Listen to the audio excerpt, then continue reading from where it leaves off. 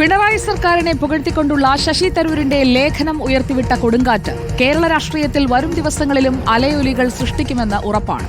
തദ്ദേശ തെരഞ്ഞെടുപ്പ് അടുക്കുമ്പോഴുള്ള പുകഴ്ത്തലിൽ കോൺഗ്രസ് അസ്വസ്ഥത പ്രകടിപ്പിക്കുമ്പോൾ കണക്കുകൾ കള്ളം പറയില്ലെന്നാണ് തരൂരിന്റെ നിലപാട്.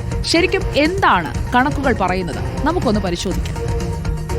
മൂന്നാം തുടർഭരണമെന്ന സ്വപ്നത്തിലേക്ക് ഇടതുപക്ഷങ്ങളിലൊന്നാണ് വ്യവസായ രംഗത്തെ കുതിപ്പ്. 2 മിനിറ്റിൽ വ്യവസായം തുടങ്ങാം.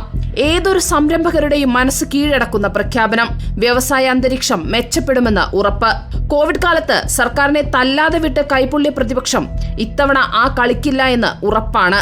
വിമർശനങ്ങളിൽ ഒരു പിശുക്കുമുണ്ടാകില്ല. ആ സമയത്താണ് ഇടുത്തി പോലെ ഇടതുപക്ഷത്തെ പുകഴ്ത്തിയുള്ള തരൂരിന്റെ ലേഖനം. അപകടം മണത്തെറിഞ്ഞ UDF പട ഒന്നടങ്കം എതിർപ്പുമായി വന്നു.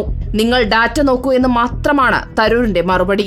ഞാൻ ഈ ആർട്ടിക്കിളിൽ കേരള എക്കോണമിയെ കുറിച്ച് മൊത്തം എഴുതിയതല്ല. ഞാൻ സ്റ്റാർട്ടപ്സിനെ കുറിച്ച് മാത്രമാണ്. അത് ഇംഗ്ലീഷ് വായിക്കുന്നവർക്ക് അത് മനസ്സിലാവാൻ ഒരു ബുദ്ധിമുട്ടും ഉണ്ടാവില്ല. സംസ്ഥാനത്തെ വ്യാവസായിക അന്തരീക്ഷത്തെ കുറിച്ച് വിശദീകരിക്കാൻ തരൂർ ആദ്യം സൂചിപ്പിച്ച റിപ്പോർട്ട് 2024 ഗ്ലോബൽ സ്റ്റാർട്ടപ്പ് ഇക്കോസിസ്റ്റം റിപ്പോർട്ടാണ്. ഇതുപ്രകാരം ആഗോള വളർച്ചയുടെ ശരാശരിയേക്കാൾ 5 മടങ്ങ് കൂടുതലാണ് കേരളത്തിന്റെ വ്യാവസായിക വളർച്ച. ആഗോള വ്യാവസായിക വളർച്ചയുടെ ശരാശരി 46% കേരളത്തിന്റെ വളർച്ച 254% റിപ്പോർട്ട് പറയുന്നു. 2016 ശേഷം 5600 കോടിയുടെ നിക്ഷേപമാണ് സ്റ്റാർട്ടപ്പുകളിലൂടെ മാത്രം സംസ്ഥാനത്തേക്ക് വന്നതെന്നും റിപ്പോർട്ട് പറയുന്നു. 4.5 മില്യൺ സ്റ്റാർട്ടപ്പുകളിൽ നിന്നും 300ഓളം സ്റ്റാർട്ടപ്പ് ഇക്കോസിസ്റ്റങ്ങളിൽ നിന്നുമുള്ള കണക്കുകൾ ശേഖരിച്ച ശേഷമാണ് ആ റിപ്പോർട്ട് തയ്യാറാക്കിയിട്ടുള്ളത്. തരൂർ പറയുന്ന മറ്റൊരു കണക്ക് ഈസ് ഓഫ് ഡൂയിങ് ബിസിനസിന്റേതാണ്.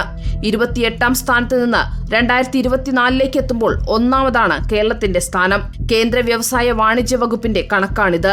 സാമ്പത്തിക ഞെരുക്കത്തിൽ പൊറുതിമുട്ടിയിരിക്കുമ്പോഴാണ് സംസ്ഥാനം ഈ നേട്ടങ്ങൾ സ്വന്തമാക്കിയിരിക്കുന്നത് എന്നത് പ്രധാനമാണ്. എന്നാൽ ഇതെല്ലാം കൊട്ടക്കണക്കാണെന്നാണ് UDFന്റെ പ്രതികരണം. കേരളത്തിന്റെ യാഥാർത്ഥ്യം ഇതല്ലെന്ന് ജനത്തെ പറഞ്ഞ് പഠിപ്പിക്കാനാണ് അവരുടെ നീക്കം. Research desk reporter.